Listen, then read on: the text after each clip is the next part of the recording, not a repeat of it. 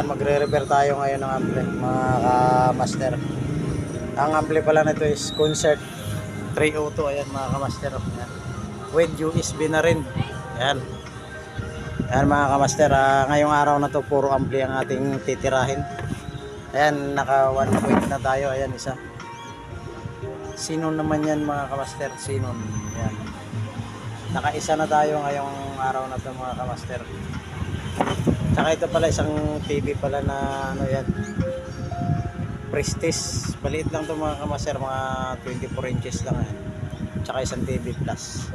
Tsaka ito mga kamaster, sunog yung kanyang mga IC resistor nito.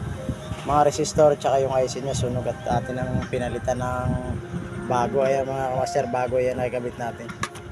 Huwag tayong magkabit ng mga bunot lang kasi mahirap pagka bunot lang, kailangan bilhin na natin ng original.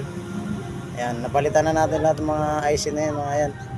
At tutrobo ano na lang natin, ihinang na lang natin mga kamaster. Shout out sa mga kamaster natin dyan. Ang gusto magpagawa, please call home service, flat screen TV.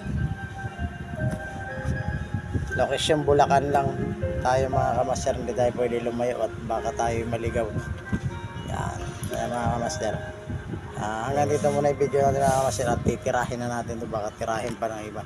Shout out sa lahat ng mga master ng electronic. Yan, yan.